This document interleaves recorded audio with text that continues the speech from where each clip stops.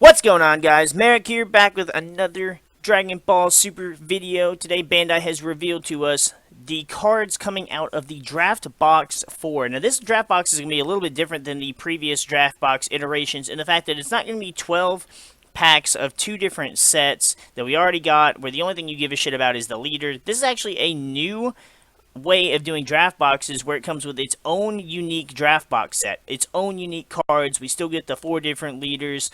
This is going to be an actual value deal here because you're getting 24 packs like you would with a booster box. You're getting four different leaders. Well, four of the same leader, but four different leaders are available in it.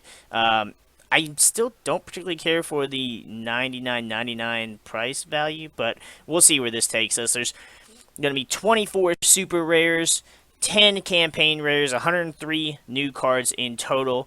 Let's see what we got here. One of the leaders looks like it's going to be Vegeta Furious Awakening, which also treats the leader as red, green, and yellow. I think we've seen this card before. I feel like I did a video at some point kind of announcing that they were doing the draft box differently, and we went over this leader.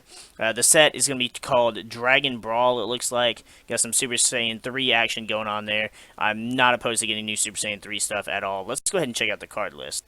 First up, we've got Son Goku, Might of Many. He's a 5-cost, 16,000 with critical. This card gains 3,000 power for each skillless battle card in your drop area. Whoa, so that can be really powerful. And he's a 5-cost, though, so it's going to take a little bit to get him out. And if there are 2 or more skillless battle cards in your drop area, reduce the energy cost of this card in your hand by 2. Never mind, he then becomes a 3-drop. Wow. Okay, so he's going to be a really powerful crit attacker for the skillless Goku deck that we already have. I like the card, but it's kind of terrifying at the same time. That is going to be an uncommon. Then we've got our first super rare we're seeing, which is Super Saiyan Vegeta, Exploiting Weakness. I like seeing, actual Super Saiyan cards. It feels like now so much every Goku and Vegeta has to be Super Saiyan Blue, and I just prefer this. He's a counterplay card, and if your leader card is red, reduce the energy cost of this card in your hand by 2. So it'd become a 3-cost counterplay. When you play this card, choose all of your opponent's battle cards. They all get minus 20,000 power for the duration of the turn, and if it's your opponent's turn, choose up to one of your leader cards that gets plus 5,000 for the duration of the turn. Holy crap. So you're giving a Senzu Bean to your battle card, to your leader, and you're dropping your opponent by 20,000 to all of their cards. That's going to be a lot of free KOs right there. I already like this Vegeta card, and I can't wait to see what the SPR is going to look like. Then we got Trunks, Deluge of Power. He's a 2-cost, 10k. If your battle card in battle is... Wait. If your battle card in battle is red, when you combo with this card, it gets plus 5,000 for the duration of the turn. Okay, so if it's a red battle card, when you combo with it, it gets the 5,000 plus the 5,000 from the combo. So it'd be a 10,000. So it'd be like a pseudo super combo. That's actually kind of crazy, especially because since it's Trunks GT, it's playable in the GT deck with the spaceship, and ooh, I already see myself building some GT stuff that I didn't know I was building. Then we got a weird-looking Giru. Oh, okay, wait, nope, never mind. I was looking at it completely differently. He's doing like a YMCA pose. 1-drop, vanilla, 10k. Majin Buu, the Reincarnator. Love me some new Majin Buu stuff. He's a 4-cost, though, 15k. When you play this card, choose up to one red battle card with energy cost of 3 or less in your drop area and play it. So, I see some potential combos here. The first one being Chain Attack, because he is 15k, so you can drop him with Chain Attack, which would be super nice.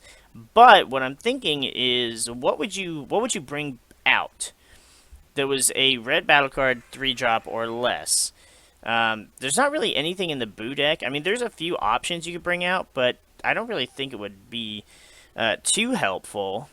You could bring out, like, either Fearless Pan or the Super Saiyan 3 Goku from the Tournament Pack 1 set. That would be kind of some crazy stuff to go Chain Attack into Buu into one of those guys. But I don't know. I'm gonna sit and think on it. I'm gonna have to sit and think on what this Majin Buu could do for like an actual Majin Buu deck. Then we got Champa, Destruction Perfected. He's a 5 cost 19k. If there are any red god or alien cards in your battle area other than this card, he gets plus 6,000, double strike, and crit. Holy shit, dog. That's wild. So double strike, crit, 25k. Absolutely wild. When you play this card, choose one of your opponent's battle cards, ignoring barrier, and it gets minus 20,000 for the duration of the turn. If it wasn't a 5 cost, it would be great support for Baby. Granted, Baby is neither god nor alien, but just because it ignores barrier and, reduces power, so it goes with the theme. And Baby desperately needs something that gets rid of, that, negates or gets around barrier and gives the power reduction of like all the other Baby cards do. Okay, we've got another Champa, Destruction Augmented. He's a 3 cost 19k. His activate battle says, once per turn for 1 energy, choose 2 cards in your hand, place them in your drop area, choose all god and alien cards in your battle area, and they get plus 10,000 power and double strike for the duration of the turn. That's pretty wild too. I kind of like what they're doing with this. I like how it supports god and alien, kind of like the way Red was all the way back in set 1, where it was all about Champa and the Universe 6 stuff, and yeah, I like where they're going with this. So far it's really nice. Then we got Vados, Assembled Might. She's another super rare. The card looks super dope. I like the art on it. It's a 7-drop. Wow. Triple attack, deflect. If your opponent has 4 or more energy, when this card attacks, look at up to 10 cards from the top of your deck. Choose up to 1 red god or red alien card with power of 19,000 or less, play it, shuffle your deck, and then at the start of your opponent's next main phase, choose 1 of your red energy and switch it to active mode. Okay, that's really good. Granted, it's still a 7-drop, and it's only 20k, so I don't like that at all, especially because I feel like since the angels are actually more powerful than the gods of destruction, she should be a stronger card than Beerus. Or, Beerus, but Champa. Especially for triple attack. And a 7 cost, only having 20k is kind of out there. But it is cool that she lets you play a free god or alien, which means you could actually play either this Champa or this Champa as well. And then you've got just ridiculous combo power there. Then we've got Kaba surging forward. He's a 3 cost, 19,000 power with dual attack. Nothing really spectacular there, unfortunately, because dual attack is just kind of eh. But he'll be able to get rid of a couple battle cards for sure. Then we got Caulifla, Frenzied Sister. She's a 2 cost, 15,000. Activate main says, send this card from your drop area to your warp. Choose up to one red Universe 6 battle card. Your card in your battle area, and it gets plus 5,000 power for the duration of the turn. I mean, that's kind of cool, but she has to be in your drop area, so either you'd have to play her or combo her, and that kind of feels like an extra step just to give a card 5,000 power for the turn. I mean, I get that she's alien, she's Universe 6, so, like, it's playable. It's not that it's, I don't know. I feel like just for 5,000, it's just kind of eh. But, I suppose you could combo her and then activate the ability in your drop, and then it'd be like an extra 5, but I don't know. To me, it still seems like there's just so many better Cauliflas. And right now, with all the stuff we have for the veggie package, between the colors of red, green, blue, and yellow, there's just, I don't know if there's enough room, and I don't know if I would make room for this Caulifla personally. Then we got Kale, Frenzied Sister. She's a 3 cost, 15,000 blocker. At the end of your turn, switch this card to active mode, and it's plus 5,000 power until the end of your opponent's next turn. So that's pretty cool. So I'm guessing you can I guess you would attack with her, and then she's kind of like the opposite of a Deadly Defender. She's gonna get 5,000 power and become 20,000 and a blocker, but doesn't force your opponent to attack only it. So I kind of like that. It feels a little more balanced. And it's with her being Universe 6, you can play her off of all the Universe 6 support that we already have, which is nice. Then we got Kefla, Roar Destruction. It's going to be another super rare. She's a 5 cost, 20,000 with double strike. Activate battle for 2 energy if you have 4 or more energy and you choose 2 alien cards in your battle area other than Kefla. Return the chosen cards to their owner's hand. Play this card from your hand, and you can't play battle cards for the duration of the turn. Whoa, okay, so you don't have to play it for 5, you play it for 2 instead. When you play this card, choose one of your opponent's battle cards. It gets minus 20,000 power for the duration of the turn.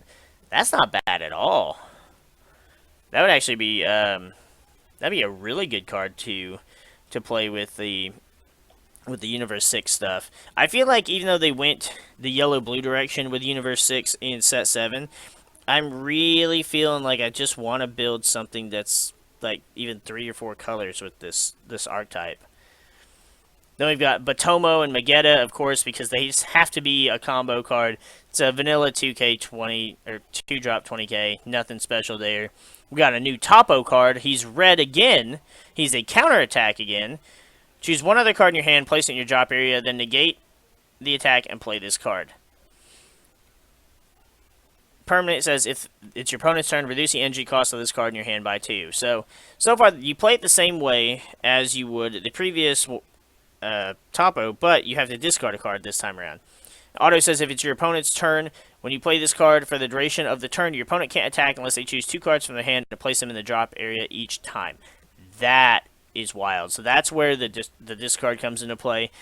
He's basically a 20k Flying Nimbus for red. Like, that's actually pretty wild. I really like the idea of that Topo card. Then we have Jiren, Shackles of the Past. I'm really not sure why Topo and Jiren are red this time around. I know initially their first cards were red, but their entire archetypes has always been yellow. He's got Barrier. You can only have 1 in play in your battle area. When there are 10 or more battle cards in your drop area with 10,000 power, that's very specific. At the start of your main phase, for the duration of the turn, this card gets plus 25,000 power, whoa, double strike, and dual attack, and your opponent can't activate counter skills unless they play 2 cards from the hand in the drop area as an additional cost. That's actually wild. So he's got Barrier to protect him. Now, you have to have 10 or more with 10,000 power, so it has to be exactly 10,000. According to the wording on this card, Bandai has always been kind of weird with their wording, unfortunately. That's interesting, though. So 30,000 double strike, dual attack, can't be countered, or can be countered if you want to discard. Wow.